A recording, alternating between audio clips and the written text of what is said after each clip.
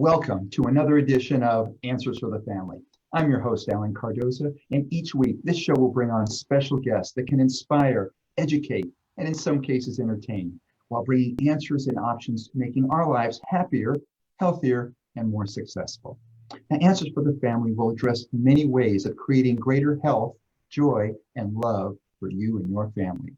And we will introduce you to top professionals and talented authors who are working to make this world a better place for all of us. Now, you could all do me a huge favor. Please forward at least one of our shows to your social media group or to someone you know who can benefit from today's subject. This is one powerful way that we can make a positive difference together. Now, before we get to our guests, I want you to know that I'm grateful to all of you that take your precious time to listen to this show, and especially those that are sending in questions, comments, and reviews, as well as suggestions, because please remember, this show exists for you. Now, if you haven't gotten a free copy of the Attitude of Gratitude Journal yet, please go to our website at answersforthefamily.com and download a copy. Give it 21 days and comment on whatever platform you listen to us on, and tell us what focusing on gratitude has meant to you and your family. Now, today, we're going to be discussing how hospital patients are getting slammed with huge bills for everything, including COVID-19 testing and treatment, and how telemedicine advances may be the answer to many of our healthcare system's problems. Our guest, Cynthia Fisher, is the founder and chairperson of patientsrightsadvocate.org. She is a life science entrepreneur and corporate board director. She founded WaterRev LLC to invest in new technologies that enable sustainable practices in water use. She serves on the public company boards of the Boston Beer Company and Easterly Government Properties, Inc. Cynthia is best known for her pioneering work as founder and CEO of ViaCord, Inc., a leading umbilical cord blood stem cell banking service that she started in 1993. In 2000, she co-founded and was president of the cellular medicine company ViaCells, Inc. Cynthia holds an MBA from Harvard Business School, as well as an honorary doctorate of science and bachelor degrees in biophysics from Ursinus College. Cynthia, welcome to Answers for the Family. Thank you, Alan. It's a pleasure to be here today. Well, I have enjoyed the process that I go through, where I learn more about who the guest is and what it is they've done. And I've just been so impressed, and I'm so thankful that you're out there making the difference that you are, because we're in a position right now, we really need all the help we can get in these areas. Absolutely. You know, Alan, at the top of your show, you mentioned about the crisis in healthcare today, you know, for families and their children and workers and businesses across our country. One of the number one concerns in healthcare is the cost of not only healthcare, but also health coverage. Mm-hmm. And I founded and am chairman of patientsrightsadvocate.org. I knew the industry. I worked in the healthcare industry and led a business, pioneered a business for over 25 years that actually had a new model, which was to allow everyone to know the price. It was the same price for our medical service for one patient as well as all patients. And guess what? We were about 1/6 less than the opaque hospital systems that competed with us. And yet we provided the best of quality at a very low and fair price. And we made a profit. And the company still exists today and is a very large business now inside of another company called PerkinElmer. But I know that in healthcare today, so many Americans have suffered from being blind to know prices before we get healthcare. And then we're blindsided with outrageous medical bills. And on top of it, we are expected to pay with a blank check with whatever the healthcare system charges us, without us ever knowing or having a choice before we get care to choose on price and quality. And I have great news for you today, because Alan, this is all going to change very, very soon. And I'd love to share it with your listeners. Please do. I love this. Well, I can tell you that I am overwhelmingly overjoyed. And I say that from the bottom of my heart because Patient Rights Advocate has focused on one thing since our foundation, and that is to allow the American consumers of healthcare, and the consumers are patients, Mhm. workers, employers, and taxpayers, right? We all are the ones that pay for our healthcare. But now American consumers, because of the Trump administration putting together rules, administrative action that just became totally finalized for making hospitals show us their discounted cash prices as well as every negotiated price for care. And on top of it, now insurance companies, just last week, the administration made it that insurance companies are going to have to pull back the curtain and show us all the negotiated rates that they have negotiated for their clients. So that now in the coming years, starting January 1st of 2021, the hospitals will have to show their prices. And then 2022, starting the beginning of 2022, insurance companies are going to have to reveal all of their prices. We will have a functional competitive marketplace, and the consumers will be able to know before we go prices. And prices will usher in quality differences, right? So we'll be able to shop for the best quality of care at the lowest possible price. This totally inverts the power of healthcare because we have been blind and highway robbed every single day in healthcare because we were not allowed to see competitive choices. This change starting January 1st, it's huge victory. It's a very huge victory for all Americans. I love it. And I hope that if we have a new government in place, that they will follow the same suit and continue with this because it's certainly a win-win situation, you would think.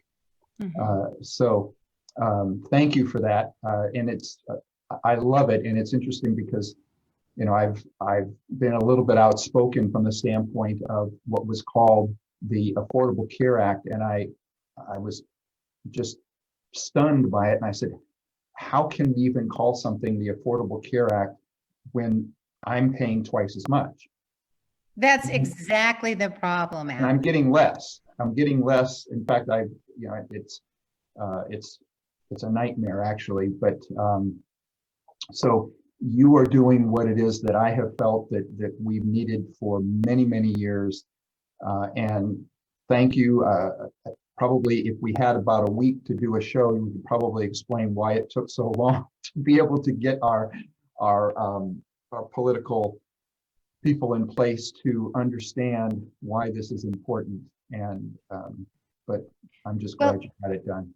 Well, thank you. You know, I will give credit where credit's due, and that is President Trump did listen, and the Trump administration did listen to patients that we brought forward. They were invited in the White House. We brought in doctors that decided to change the game by being price transparent, just like my medical service was, offering a discounted low cash price, one patient, all prices, accepting the same amount and being able to provide affordable care. So to your point, the Affordable Care Act is almost like an oxymoron, right? I mean, really, it's not affordable. It's been unaffordable. And we've seen not only the cost of points of care go up egregiously with overcharging and price gouging, but we've seen also the insurance rates have gone up, right? And like you said, people have been getting a lot less. They've had a lot more out of pocket. They've had to pay a lot more out of their wages for coinsurance that they pay as an automatic deduction. And then think about it. With healthcare costs being the number one problem for 30 years running from the National Federation of Independent Businesses, the number one issue was the runaway costs of healthcare. This change that this administration put in place puts on the brakes and puts the trends into reverse for American individuals, their families, businesses, and essentially our economy. So this is a huge win because the pyramid has been totally uprooted and inverted to put the consumer in power and Yep. give us the power of choice, because we will now be able to see competition. And you can imagine, Alan, that the tech companies are salivating to be able to have these prices out there and posted, that they will aggregate these and put them together in mobile apps. And like we use Uber, or like we use Yelp, or we use Priceline in the airline industry, or Orbitz, we'll be able to shop not only where we are geographically, but we'll be able to compare prices across this country. And no longer will consumers put up with being overcharged and price gouged. We're going to shop online, and we're going to shop with our feet to reduce our costs, not only of care, but of coverage. I think it's an incredible win, and again, I'm just very thankful. It's interesting because one of the first questions that I was going to ask you, almost as if you got it through telepathy, you answered it, which was going to be, what do you think is the biggest healthcare problem today that can be most easily fixed? You've already fixed that. So, with that being fixed, now how would you answer that?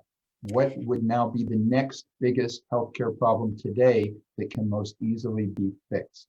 Well, I kind of joke. What do they say? It's not over till the fat lady sings, right? In the opera world, right? It's not over until we actually can see prices very easily and have readily available access, and that we see the competition. And it's not over until the prices come down, and that we get coverage, we get broad coverage, and we get competition and innovation really working like a marketplace.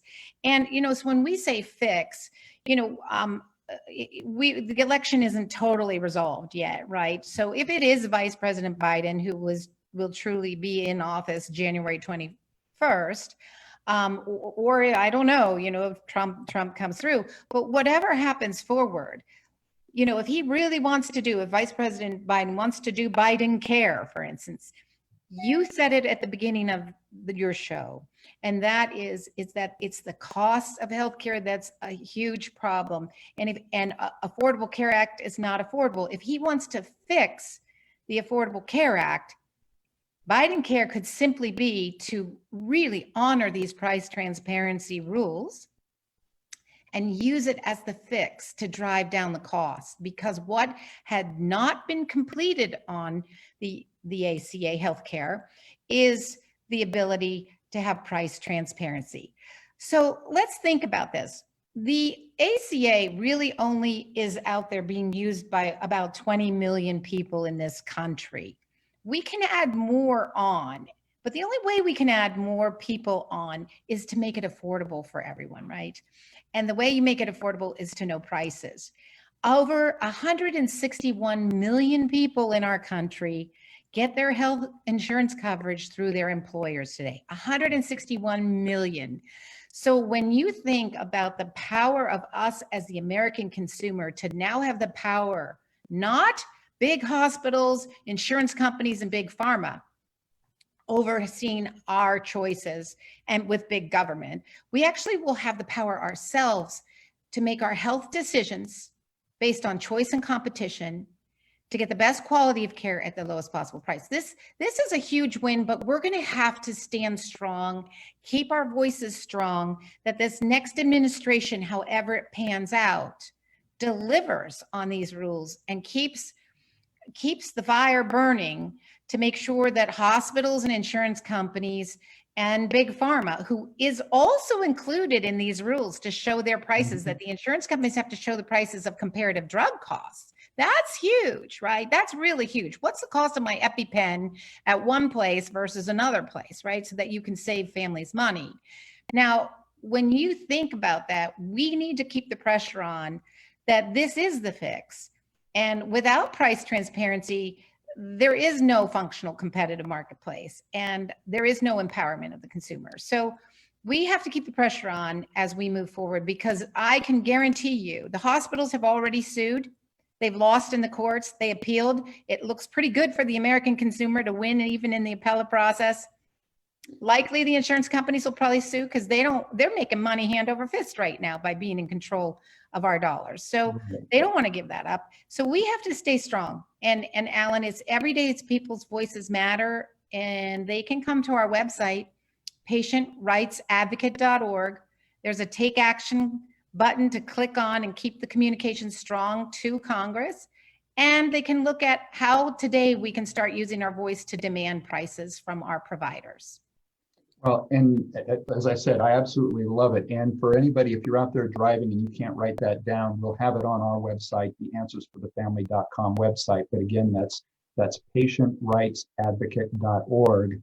But again, we will have it on the website as well. So don't worry, it's out there for you. I want to touch on a few things in regards to that. And one is that I certainly hope that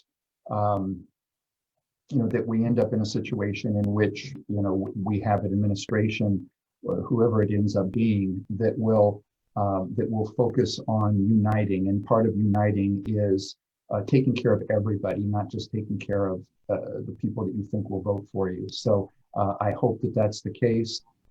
And let's be positive and hope that whoever it is going to move forward in the right way with this.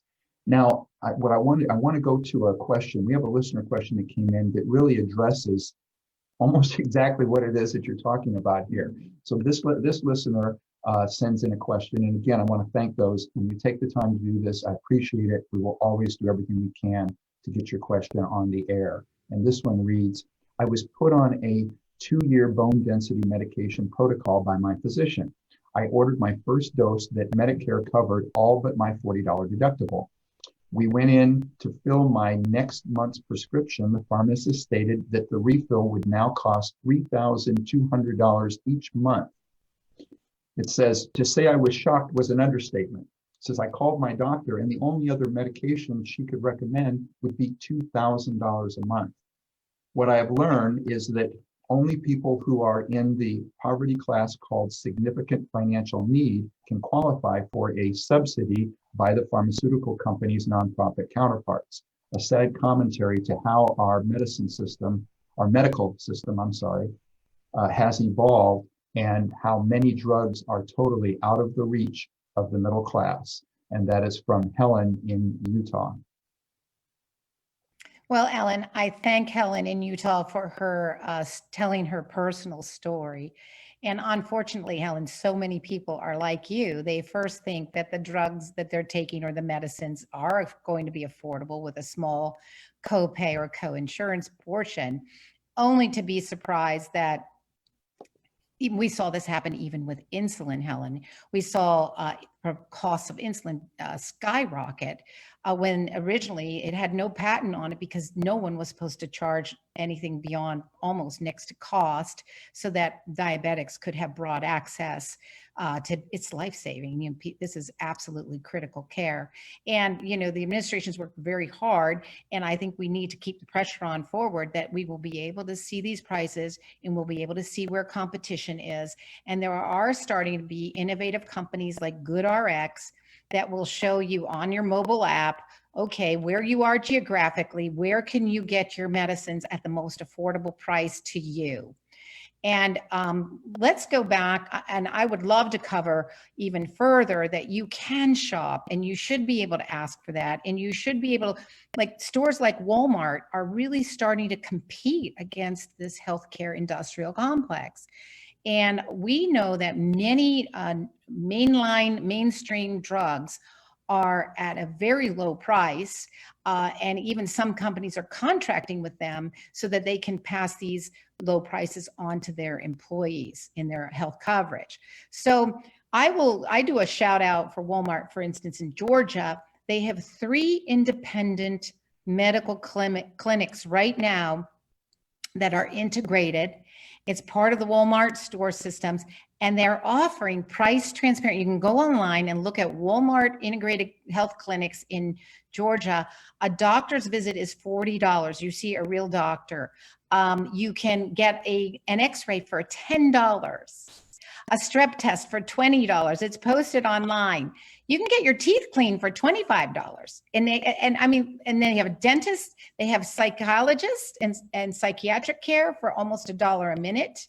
And also they have vision care for like $45. So Think about this. This makes medicine affordable when stores like Walmart compete against hospital systems that are opaque, right?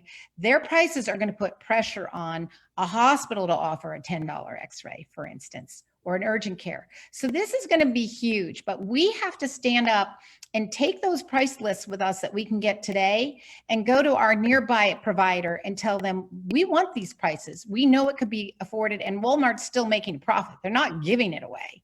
So we will have the choice to be able to do this moving forward. And Helen, I would encourage you to look at things like GoodRx, an application, and try to see if you can get your medicine that way. But in the meantime, we're going to have to advocate strongly wherever we get care. And starting January 1st, hospitals are supposed to show us all of their discounted rates and their prices. So that MRI, for instance, in a hospital may be $250 cash, but your insurance might have negotiated rate 10 times that at $2,500, and your out of pocket maybe even more than the cash price, which is crazy. Well, Why would I know. And pay out of pocket more than you could if you got it at a discounted cash rate? The only way you're going to know that is to ask. Right. And you bring up a great point. And by the way, we just got an instant message question I'll get to here in a minute that just came in. But the point that you make, because I've had people say, hey, I don't care what they charge the insurance company, or whatever. When I say, look, I'm going to go ahead and do this, I'm going to pay a cash rate, and it's going to cost whatever it is, like you said, a tenth of what it is. And I try to explain to them, and I go, but do you understand that we're paying for that? That 10 times cost is now being charged through an insurance company. The insurance company is now making sure that our premiums cover that. And insurance companies generally make a 7% profit on premium. So that 10 times, they go, that's just the insurance company. No, it is us. It is all of us. If we are paying taxes or we are paying medical insurance, we are all getting gouged. So anyway, so yes, I wanted to touch on that. But we just got an instant message question that came in. And I think I know part of the answer, but I'd like to pass it to you as well. And the question came in that was, it said, in regards to the transparency, it said, why did it take so long? And why is it only going to happen this January 1st? And my initial thought, from what little bit I know about it, is I think you mentioned it, is the fact that the hospital corporations continued to sue over the last 4 years. They continued to sue to try to keep transparency out. So what does that tell you about a business that will sue and spend hundreds of millions of dollars in lawsuit fees to keep from showing you transparency? And right. Am I right on that one? You're 100% right. And you know what? Our organization, patientrightsadvocate.org, we hired our own Supreme Court litigator to support the administration and the Department of Justice to fight this lawsuit. And we won. They tried to use the hospitals, and we're talking about hospitals all across our country. Even children's hospitals sued. Can you imagine children's hospitals sued to not show their prices? How important is it for families that have children, that are sick children, needing to know prices so they can save to put food on the table, the roof over their head? And too many stories. You can go to our website and see video clips of people's stories where they've been way overcharged and experienced medical debt that put them into bankruptcy, that they did lose the roof over their head. And they were fighting for food on their table. And it was unnecessary in many cases because they had absolutely no recourse. So the good news is that we won. This is a huge victory for the American people. We did win in the courts. It's now in the appellate court. But having just listened to the hearing, the judges said even to the hospital lawyers that were suing to not give us, through freedom of speech, the right to even know these prices. They were trying to use freedom of speech in an Orwellian way to say, no, we have gag orders and secret negotiated rates that we don't want to disclose. We have the right to keep these not disclosed to the consumer. Well, the judges said, excuse me, so you want to continue to lie to your patients? Right. So I was kind of encouraged by the freedom judge. to lie. Yes, the 3-panel judges to say you don't want to show the real price. You'd rather lie to your patients. So I'm very hopeful that the consumers are going to win in the end.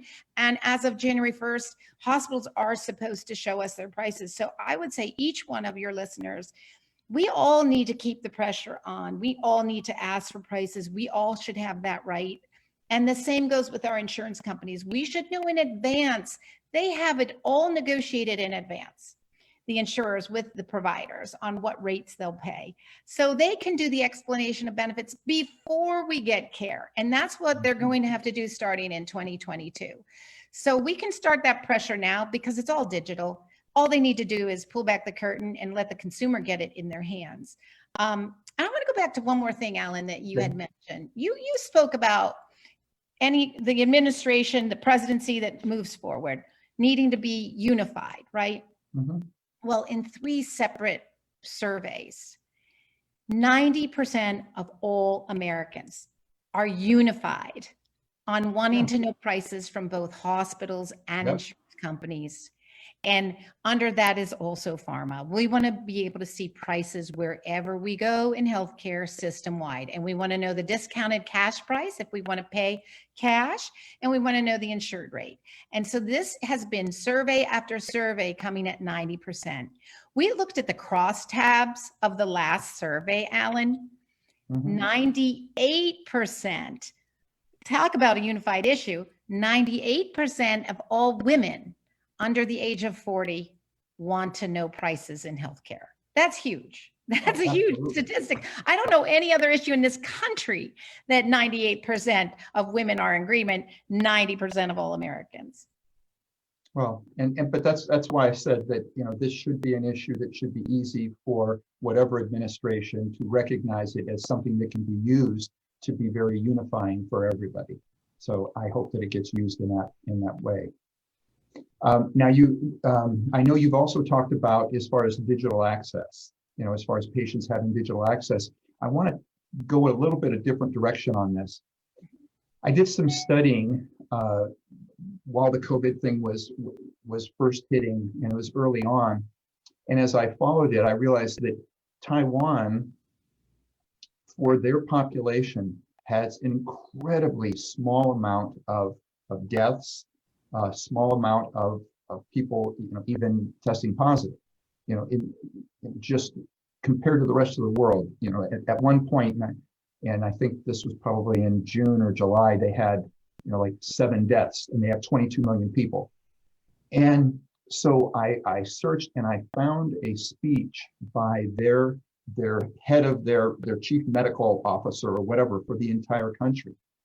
And they said, the question was, what are you doing differently? Why have you done so well in this and the rest of the world has not? And he had some very interesting answers, but his first answer was, because we're next door to China, and as soon as they said that it wasn't a problem, we knew that they lie, so we closed our airports immediately.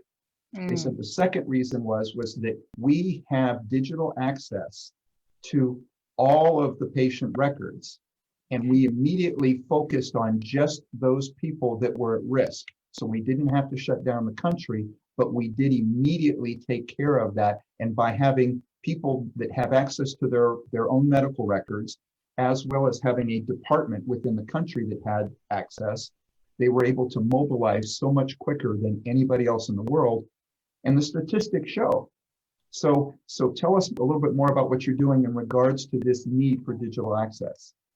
I'm so glad you asked, Alan, because patientrightsadvocate.org, our nonprofit, and it's nonpartisan, we have been advocating for real prices in healthcare to be disclosed to consumers, but also real access to our own medical records and our own health information. And we've been advocating for a real marketplace in healthcare so that we can have functional competition and choice drive down costs of care and coverage. So those are our 3 platforms that we have been 3-pronged approach to really transparency of our medical records to ourselves and to share them with anybody we choose to share them with, right? Because so many family members help and take care of each other. And in this time of COVID crisis, as you mentioned, Taiwan so well did, is by giving consumers, giving the American public access at their fingertips, in the palms of their hand, their digital health records and health information. It is a huge way to keep people healthy, right? And then add price transparency and quality transparency in provider coverage. Add us being empowered with our information and being able to have choice and go wherever we choose, that we shop online and we shop with our feet, but also be able to share our information with the providers, the physicians and the surgeons or the caregivers that we choose, right? That puts the American consumer in control, and our own families, whom we choose to have as our family advocate or our health proxy, for instance. These records are all digital today, and there are big monopolistic practices done by the companies such as Epic that has done a lion's share of digitization of our health records for major hospital systems. There's Sutter, that's based on the West Coast. You have Cerner, you have these three big companies, Athena Health for the doctor's practices. So these monopolies act as big oligopolies that have used something called information blocking, along with the hospitals that have used keeping our health information in their hospital systems as a competitive barrier to not lose us as patients. And this all needs to be unraveled. And in fact, Congress created something called the Cures Act back in 2016. And today it's still not in our hands. And back in 2016, they said these games are going on with the monopolies and they're information blocking intentionally so that consumers aren't getting access. And I personally sit on the Health Information Advisory Council. Right now, I'm in for my next of a 3-year term. And I was the only individual actually advocating for patients to have the right of this access. It was intended that this would be given out of this law. But I will tell you that what the big monstrosities of the insurance companies and the hospitals and the software companies have come together to quote unquote kill by delay, right? Yeah. So even in this COVID crisis, I have been so dismayed, and tomorrow I have a 4-hour online meeting again on this with the council, is during this COVID crisis, at the very time we should, as a country, behave like Taiwan, the industry fought giving us our healthcare records into our consumer hands through mobile apps, right onto our cell phones, right? And instead they said, we need more time because we have the COVID crisis and our technology people are going to have to figure out way to code to charge people for COVID. So we can't do that now. We have to deal with COVID. And this is a big, big problem because had patients had in our cell phones the right to have readily available access to all of our records on a mobile app, it saves us time and money. And telehealth, which now, thank goodness, I mean, that's sort of a silver lining in the COVID, is that people have been able to get healthcare from home on their computers like we're talking now. But without us having the information in our hands and on our smartphones, we're sort of going and getting our healthcare and our decisions with like having our one arm strapped behind our back because we don't have all the information we need. And this needs to be able to be shared by us where we want to share it. So we have to keep fighting. Congress has done the law to make it happen. We're just getting killed by the delay by the lobbyists and the lawyers and the power of the healthcare industrial complex. And so it's important that consumers keep using their voice and keep asking. All right, we are speaking with Cynthia A. Fisher, founder of patientsrightsadvocate.org. We're going to take a break right now, but we will be back shortly. And actually, you mentioned about being on a board, and the thought was, so do they have an international detective on the board? Because if they need one, I volunteer.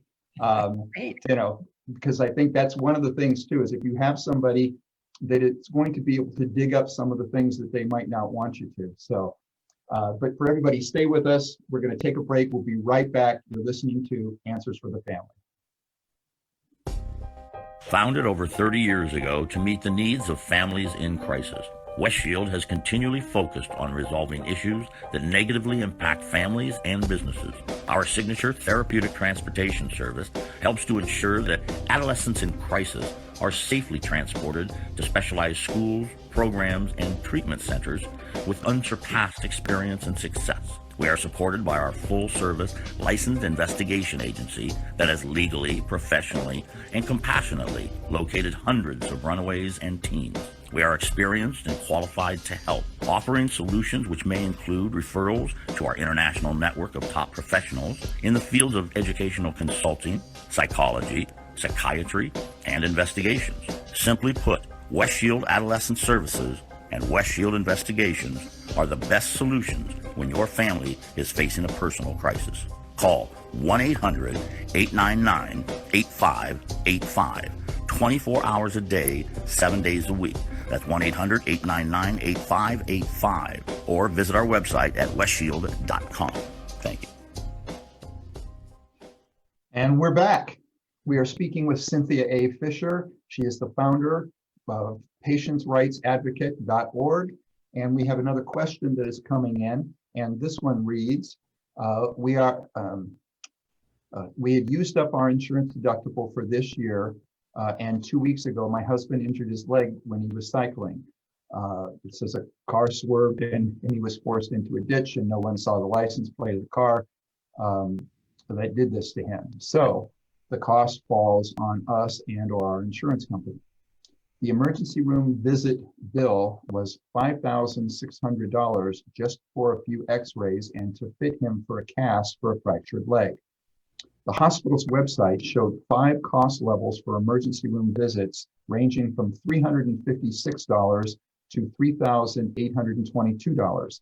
Nowhere do they describe what each level actually entails, but in the fine print, they do state that these numbers do not include fees for drugs, appliances, supplies, or additional ancillary procedures that may be required. They also state that these fees do not include fees for emergency department physicians who will bill separately.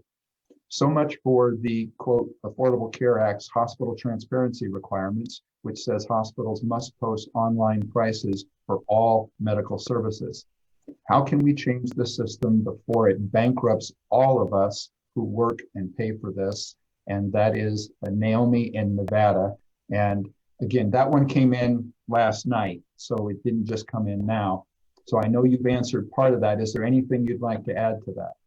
Yes, and Naomi in Nevada, your story of your husband, and I'm so sorry about his crash, is not atypical. You know, classically, it depends whether you have a no-fault state as well, and he didn't get a license plate. So you know, one is he also has probably your own insurance from your car or your automobile or your motorcycle insurance. So I think it's worthwhile looking down that avenue for reimbursement and coverage, as well as your health plan coverage as well.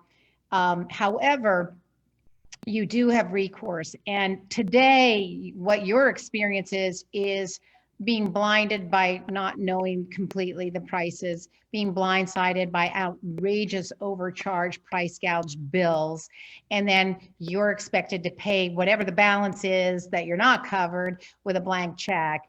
And this can be, you know, this is going to be changed starting January 1st, 2021.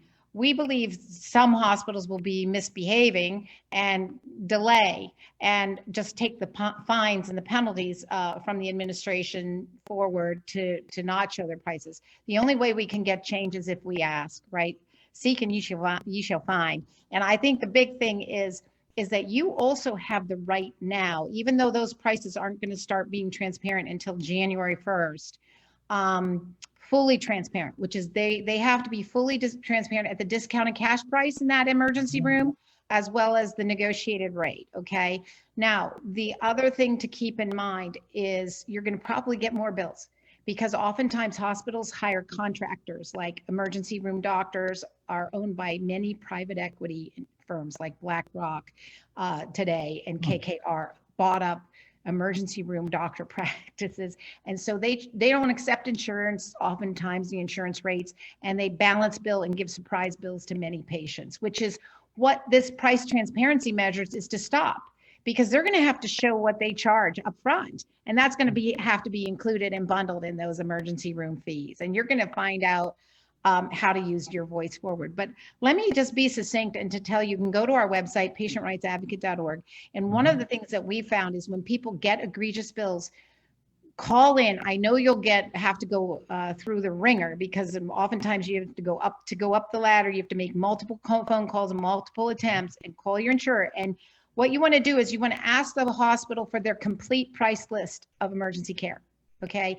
They're not going to want to give it to you. If they disclose it to you, it puts them in jeopardy to hold their gag orders behind. So oftentimes they've forgiven the entire bill.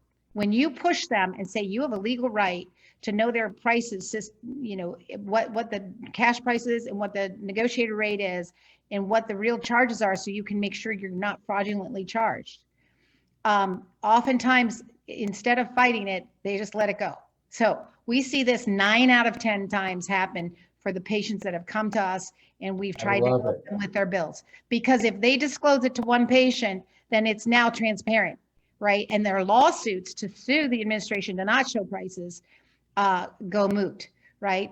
So they don't want that. I'd say fight it, because you have the right to know what the real price is.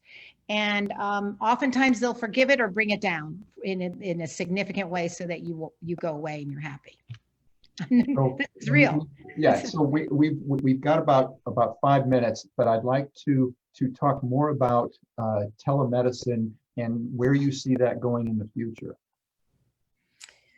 Well, I think telemedicine is a wonderful silver lining that came out of the misfortune of our entire world suffering from this pandemic. And combined with what you said is much needed earlier, Alan, combine that once we get access into our cell phone of our digital health record, we will be able, where it makes sense, to save tremendously time.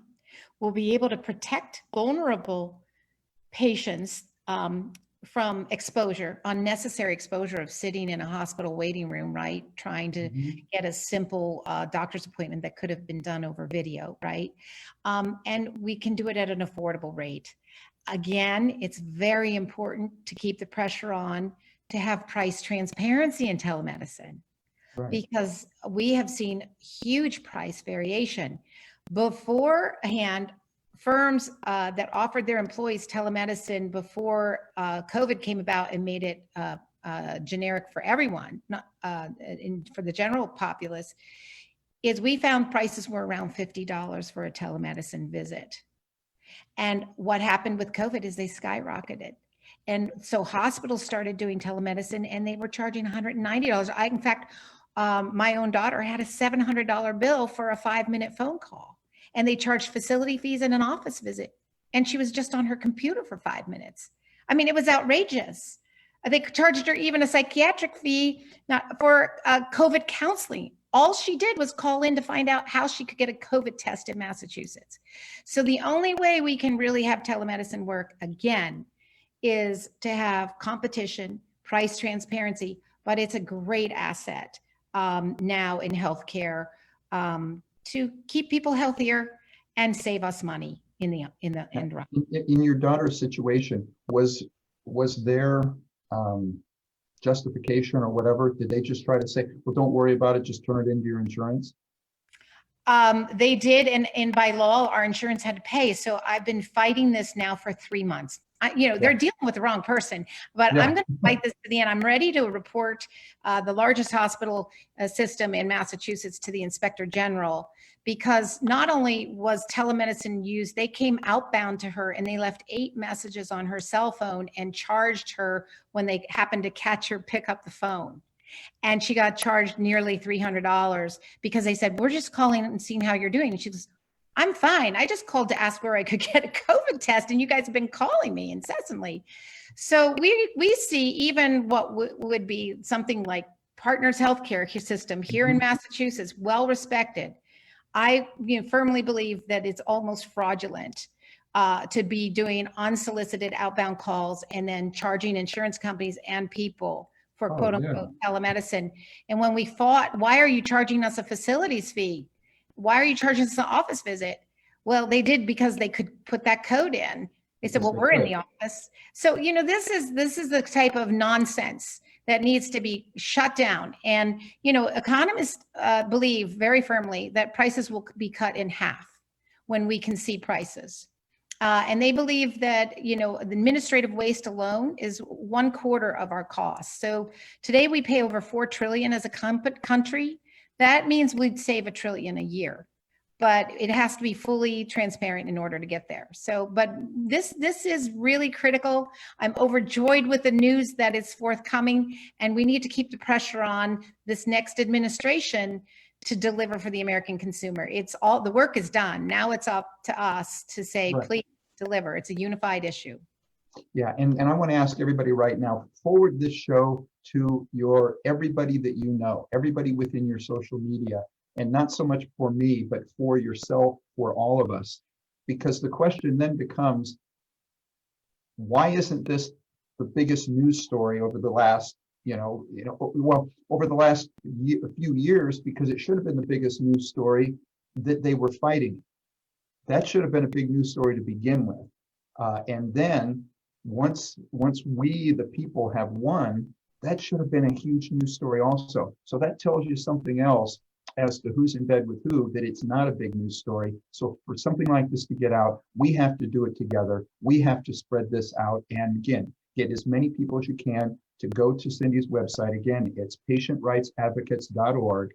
Go to the website and spread that information out so that whoever is in office has to stick with it, because they'll have too many people coming at them. And as she said, 90% of us are united in this belief.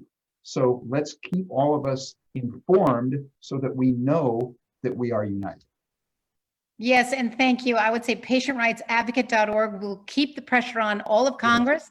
And should it be Biden in the next administration, this can be the fix to Obamacare. This is the fix, and it is going to be up to us. Alan, you are so right that, it's not in the news. Just look who advertises in the newspaper.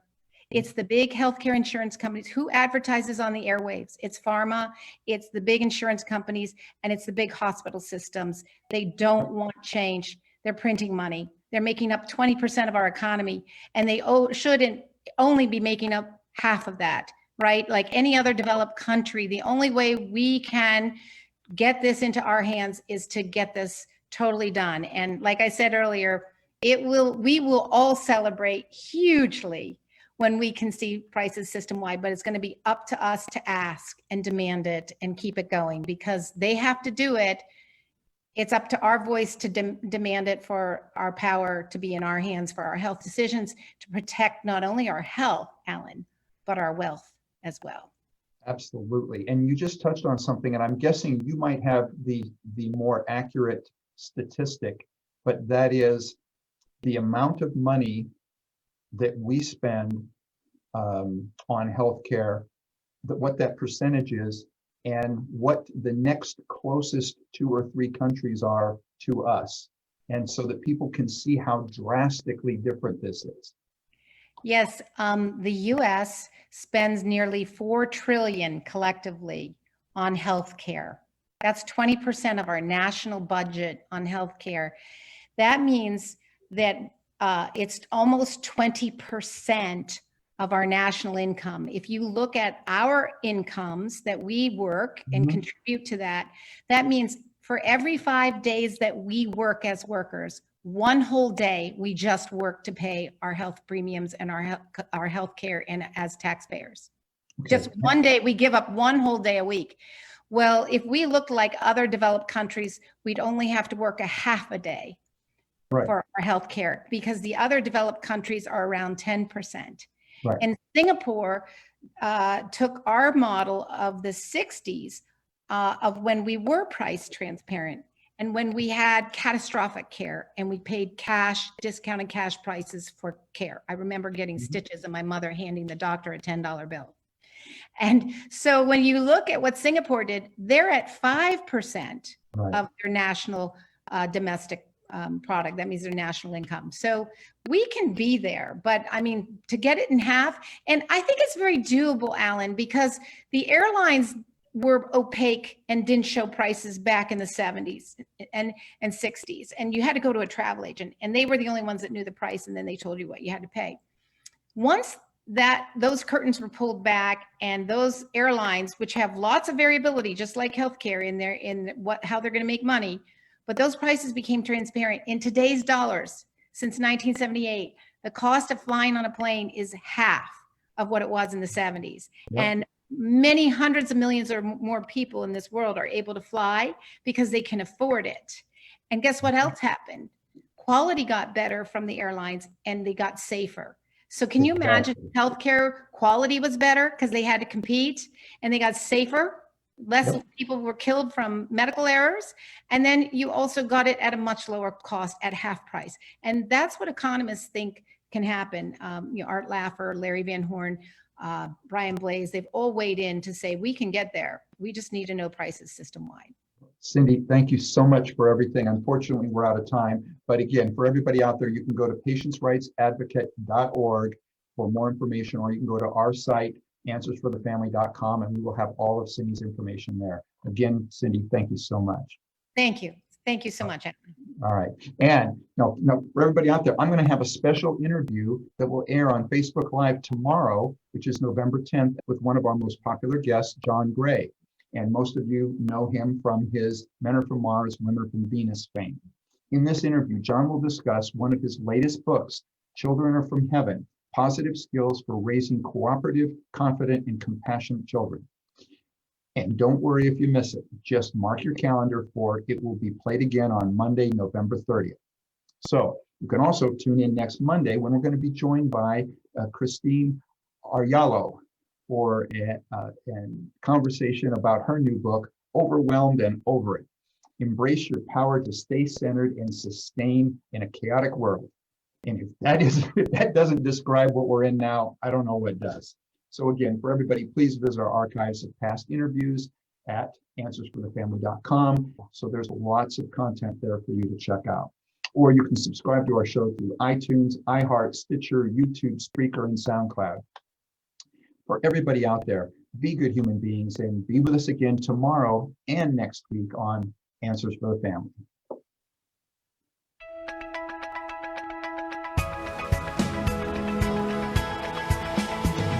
You're listening to Answers for the Family with Alan Cardoza, right here on LA Talk Radio.